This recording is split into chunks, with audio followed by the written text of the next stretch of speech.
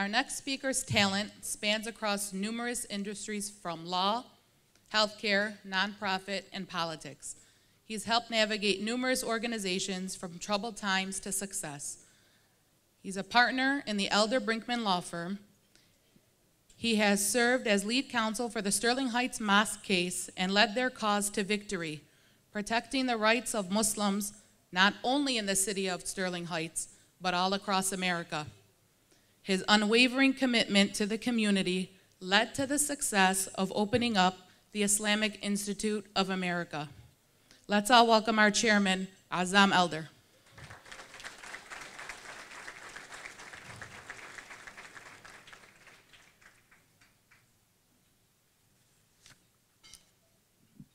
Thank you, Danielle. Assalamu alaikum. Welcome, everybody. Good evening.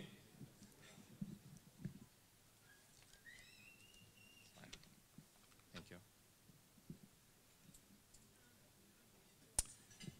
I'd like to start by giving sincere appreciation and thank you to all of you who are here tonight for all your support for the past 2 years.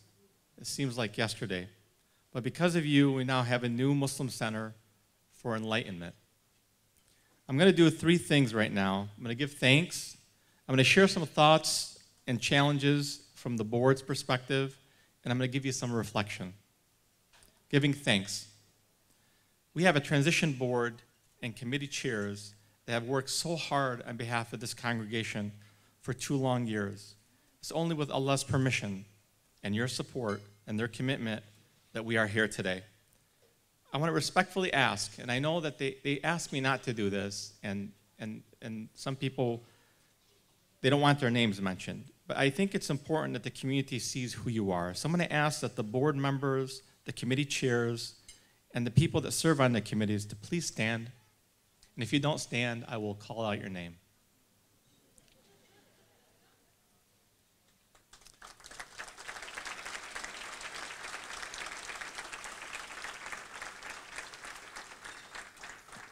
Thank you very much. Well, as you get to know your board, you'll know that they're people that you respect in the community, and they're good people. And together with the imam, we hold the responsibility of representing the interests of the new mosque.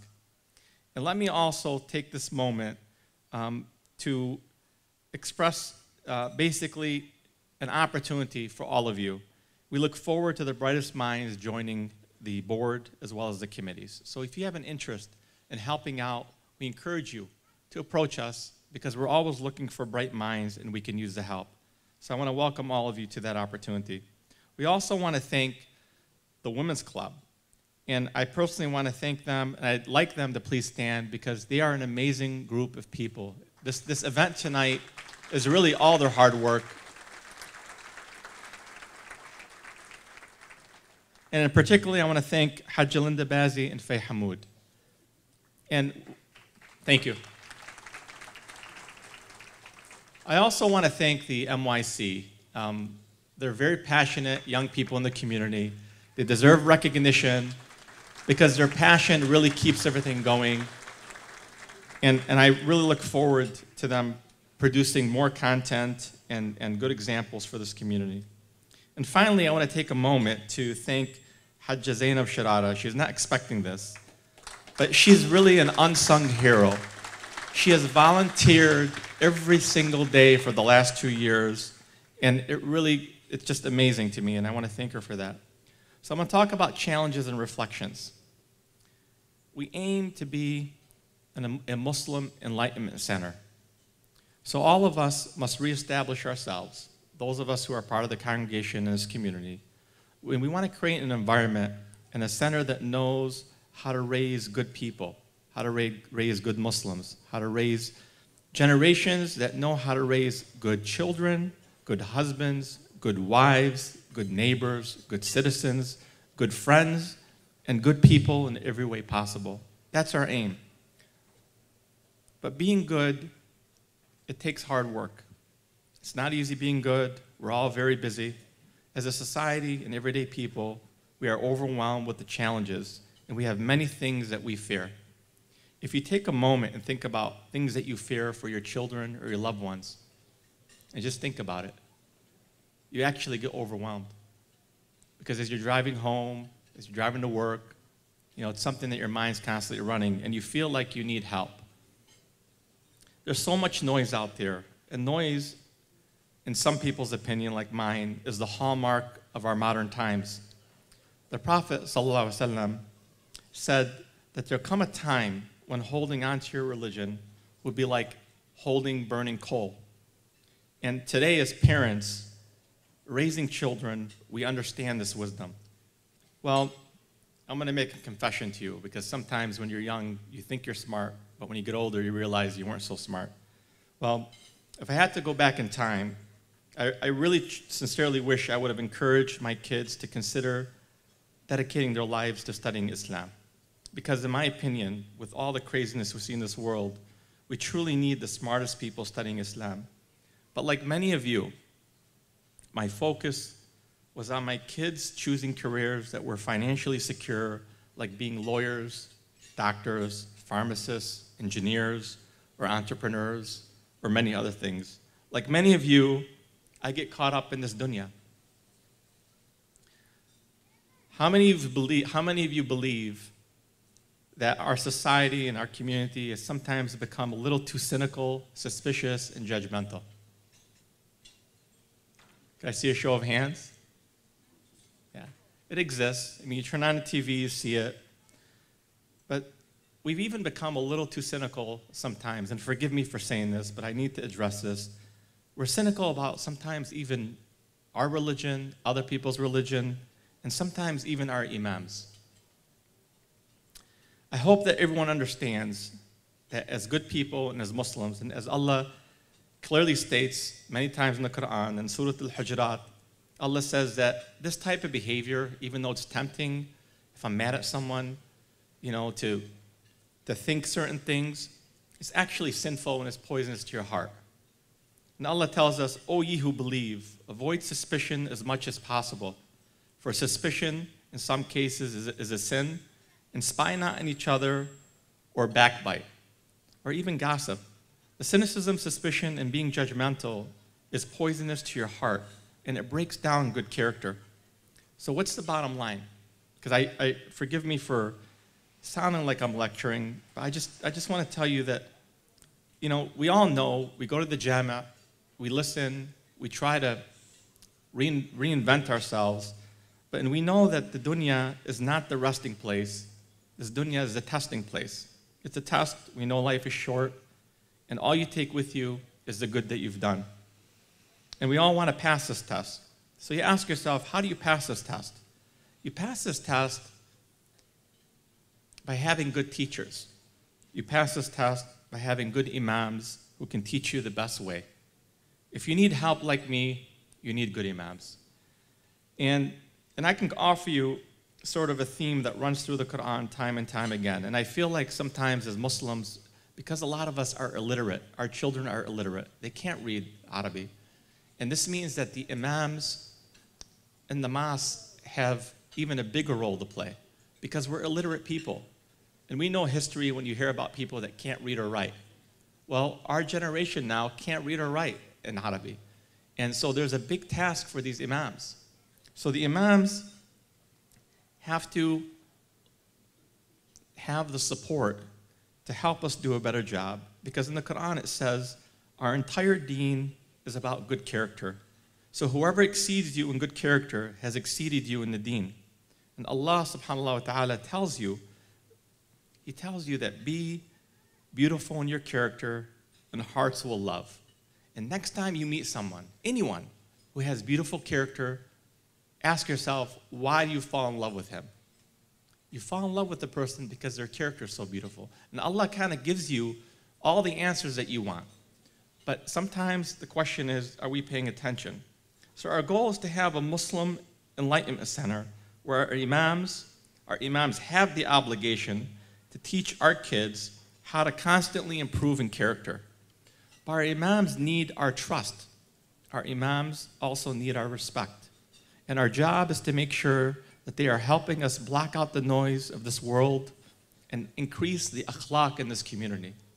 And many of you know what I say when I say that we need to increase our akhlaq. having great imams who know how to connect with the youth, how to connect with our children, is very, very critical for us. And I want to quote a Muslim leader from the 7th century who was talking about imams. Because again, there's a lot of cynicism, but there's a lot of beauty when you actually get to know all the hard work that the imams put in every day. And the quote is, become a scholar if you're able. If you're not able, then be a student. If you cannot, then show love for them. If you are unable to do that, then at least do not hate them. So as a board and a congregation, we must learn to block out the noise from this complex world. We must be committed to building a better community and an enlightened community that's wiser and smarter. We are blessed to have Imam Sayyid Hassan al-Qazwini as our spiritual leader. Imam Qazwini is special to many of us, including myself. And let me tell you why. What's unique about our Imam is that he comes from a family that has dedicated generations of their children, and encourage them to study Islam and to serve Muslim communities. When their children are born, and I want you to think about your children when your children were born. When their children are born, they are raised and they are encouraged to be devoted to serving you and your families. And they leave their families from let's say, Iraq, and they go around the world. They actually leave their families to join you and your families and to help you with ailments, problems, challenges. So I was reflecting on this, and I was thinking about, being born into a family like this, and they're born, and again, the Qazwini family, let me put this in perspective. They've done this, believe it or not, for hundreds of years, subhanAllah, hundreds of years. Tonight, when you go home and you turn on the TV, there's a commercial that you may see, and it's a commercial from lawyers. And the lawyers come on TV, and they start to brag about how they're third generation of lawyers. You guys know that commercial? Okay, and they should be very proud because they're a very successful family.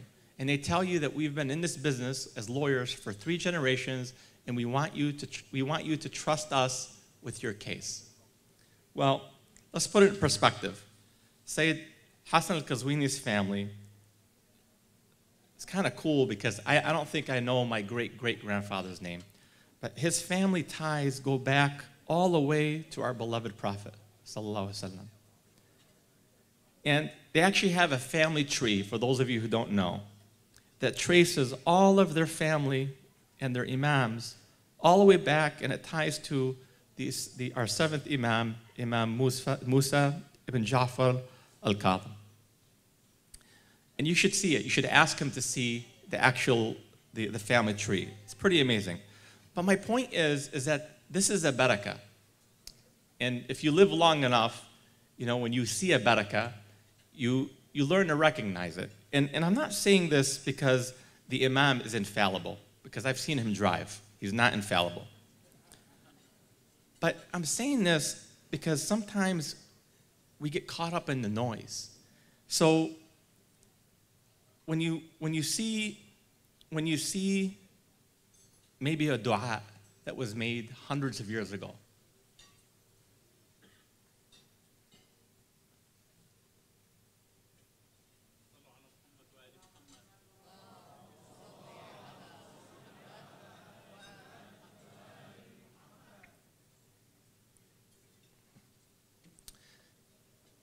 if you're able to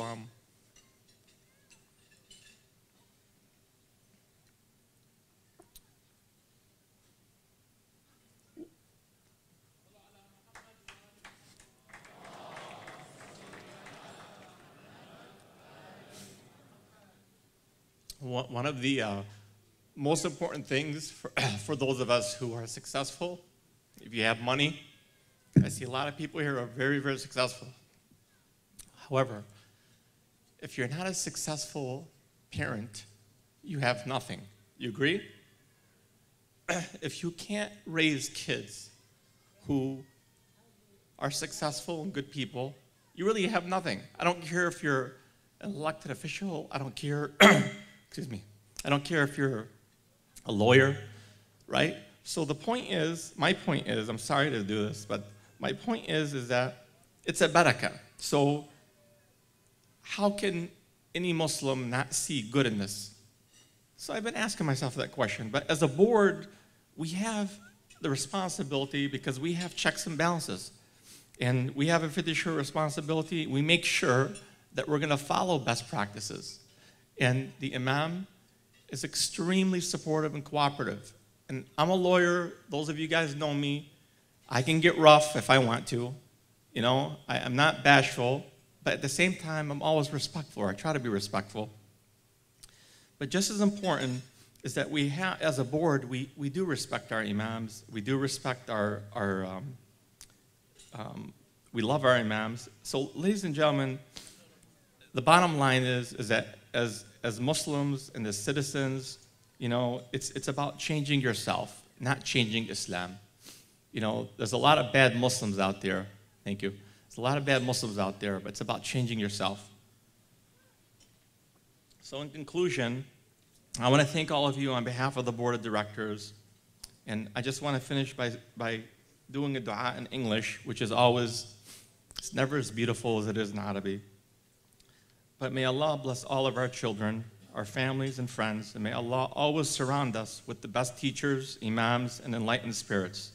May Allah give us the wisdom to teach our children how to block out the noise and help us focus on improving ourselves and to build the best characters in each one of us.